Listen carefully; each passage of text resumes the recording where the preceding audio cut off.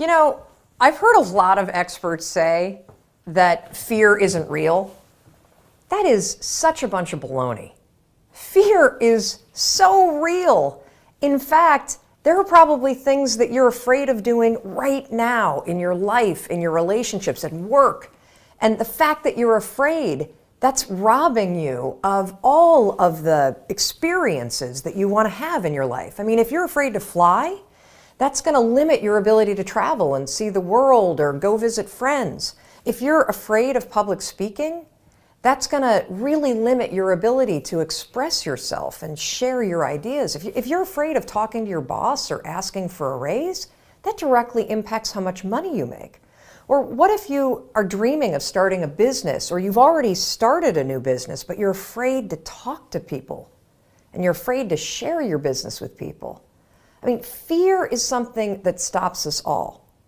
And that's why I'm here to talk to you, because it doesn't have to.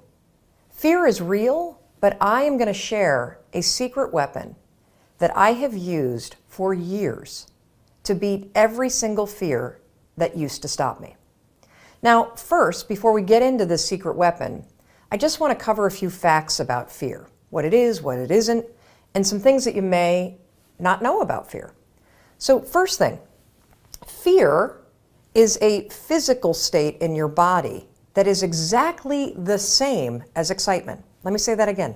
Fear and excitement are the exact same physical state. Your heart races. You might sweat a little bit.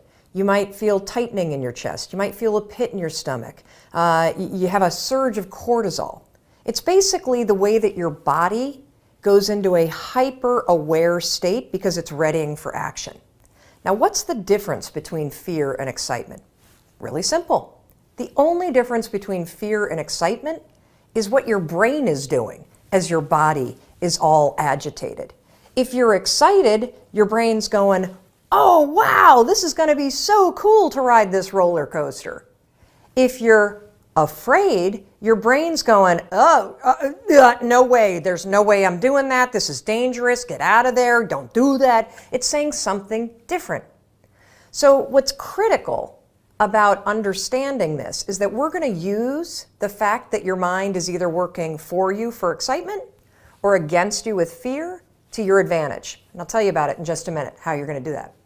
Second thing I want you to understand is that you may have heard the advice, feel the fear and do it anyway. You may have heard the advice, oh, just try to calm down. Think positive thoughts.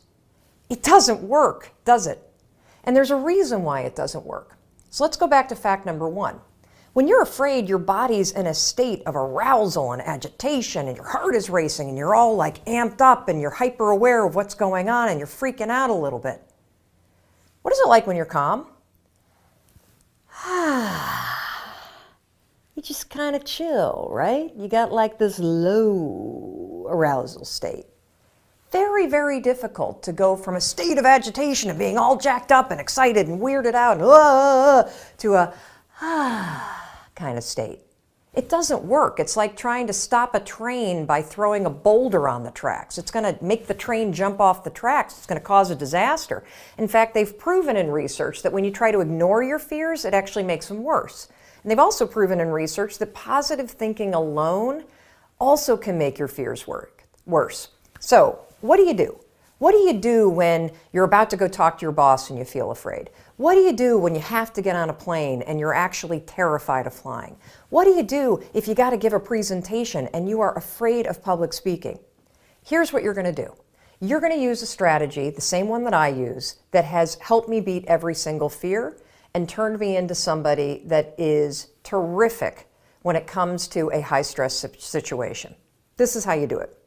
You're going to use my 5-second rule in combination with what I call an anchor thought, and that is going to reframe what your mind is doing so that your mind goes from feeling agitation and making you afraid to reframing it from agitation to excitement. It works like magic. Now, I have used this technique for years, literally for years. And one of the ways that I want to introduce you to it is I want to take you backstage. I want to take you backstage to a speech that I delivered this year. And what you're going to see is you're going to see me behind, the major set. I'm about to walk out. You can kind of hear the crowd roaring. My introductory video is playing. My body is in a state of arousal. I am literally, my heart is racing, my arms are sweating. Like you're going to see this. I'm going to tell you about it. And you're going to watch me use this same technique I'm going to teach you to reframe my nerves into excitement. Check this out. All right, I'm about to go on stage. There are 7,000 people out there, and it's so exciting because what they don't know is they're about to learn the 5-second rule, and their lives will never be the same again. Now, I got to tell you, my heart is racing. My armpits are sweating. I have the exact same physiological feeling as when I'm afraid, but I'm not afraid. I'm excited. Excitement and fear is the exact same thing in your body. It's just what your brain calls it. Here's a trick that's proven by science that I use every time I speak. When I start to sweat, when I start to have butterflies, when I start to have my heart race, I say, I'm excited. I'm excited to get out there. I'm excited to talk to these people. I'm excited to share the 5-second rule. And what that does is it sends a message to my brain that tells my brain why my body's all agitated and excited. And that way, I don't feel afraid. Remember, excitement and fear, exact same thing in your body. The only difference is what your brain calls it. Go get them. Now, I want to give you one more example, just to make sure that you really get how you can use this. So a lot of you have written to me about your fear of flying, and I can really relate to that fear because I used to have the exact same fear. But I use this same strategy to conquer it. Here's how you're going to do it. So first things first, if you've got to do something that really makes you nervous or that you're afraid to do, before you're about to do it, come up with an anchor thought. What's an anchor thought? Well, an anchor thought is something that's going to anchor you so that you don't escalate any situation into a full-blown panic attack or into a situation where you screw things up. It's a way for you to anchor yourself so you maintain control over what you're thinking and how you behave. So here's an example with flying. It's important when you're creating an anchor thought to pick something that is in the proper context of what you're afraid to do. So for flying, pick an anchor thought that has to do with the trip that you're taking. So if I'm boarding a plane to fly back home to Michigan, an anchor thought might be a picture in my mind of my mom and I walking on the shores of Lake Michigan where I grew up. That's a thought that makes me happy, it makes me excited, and it's also related to the trip that I'm taking. If you have a conversation that you need to have with your boss, pick an anchor thought about how you feel after having that conversation. Maybe it's you picking up the phone and calling somebody that you love and saying, oh my gosh, it went so well. Or, you walking out of the meeting and feeling like, yeah, I survived that conversation. I feel pretty good about myself. So now that you have your anchor thought, you're ready to beat the fear. How you're going to do it is this. So let's go back to the example of the plane. I'm on the plane, I'm flying to Michigan. We hit turbulence. My body's going to start getting agitated, right? I'm starting to get nervous. My heart starts to race. One of two things can happen. I can't control how my body might feel, but I can always control what I'm thinking about, and I can always control how I act. And so can you. So when I'm on a plane and the turbulence hits, 5, 4, 3, 2, 1, that's step one. And it's essential. And the reason why using the 5-second rule, 5, 4, 3, 2, 1, is essential is because that is how you switch the gears in your mind, you awaken your prefrontal cortex, and you trigger your brain that you're now in control of your thoughts. You've interrupted the fear. You've settled your thoughts, and now your brain is ready for that anchor thought. So then what I do after I go 5, 4, 3, 2, 1 is I insert the anchor thought that I've already come up with before the flight. I start thinking about walking on the beach and being with my mom and my dad. And I start telling myself, I'm so excited to walk on the shores of Lake Michigan. I'm so excited to see my parents. Now something remarkable is going to happen in your brain. Because you've interrupted the fear, and because you've used the 5-second rule to assert control and awaken your prefrontal cortex, and because you have an image that contextually makes sense to your brain because you're flying to Michigan, you know what your brain does? Your brain goes, huh, Mel's excited to go to Michigan. Because my body is in a state, remember the first fact? Fear and excitement, exact same thing. What's the difference between fear and excitement? What your brain is saying.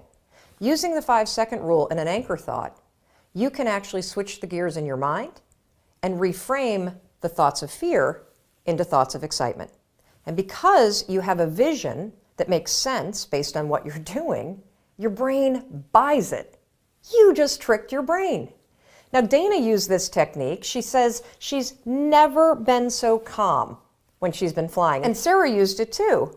Now, Sarah wrote to us, she was petrified of flying, but utilizing the 5-second rule in 5, 4, 3, 2, 1 with an anchor thought. Check out this photo of her on a helicopter tour in Hawaii. Not only was the tour amazing, but here's what's really amazing. If fear stops you, this will change your life. And for those of you that are afraid of public speaking, check out this photo of Carol. She also had a fear of public speaking. And by using this technique that I've just explained to you, 5-second rule, anchor thought, reframe your thoughts from fear to excitement, something incredible happened. She was able to beat her fear and give a speech to her nursing colleagues. And that was something that was a life goal and also something she checked off her bucket list. Fear is real. You can't control the feelings that are going to rise up in your body when you're on a plane or when you're talking to your boss or when you see somebody that's attractive and you really want to go over and talk to that person. But you can always control what you think, and you can always make a decision about the actions you're going to take. So the next time you feel afraid, 5, 4, 3, 2, 1, go to that anchor thought, tell yourself you're excited, and that, my friend, is the power of how you beat fear in 5 seconds flat. And don't forget, I'm here to help you however I can. Make sure you celebrate your successes on social media using the hashtag 5-second rule. Tag me, and if you ever have a question or you need advice, you can always reach us at hello@melrobbins.com.